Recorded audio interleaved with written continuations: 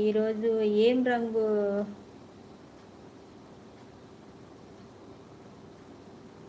ఎవరి చెత్త మొఖం గాడు నీది నువ్వు చూసుకో. బాత్రూంలోకి వెళ్ళి నువ్వు చూసుకో. నీది నువ్వు చూసుకో. నాకు ఎదుటి వాళ్ళని అడుగు. ఏదో చెత్త కామెంట్లో ఒకటి వేసుకుని వచ్చేస్తా ఉంటారు. పొద్దున్నే లేచావుగా, కనీసం తిన్నావా?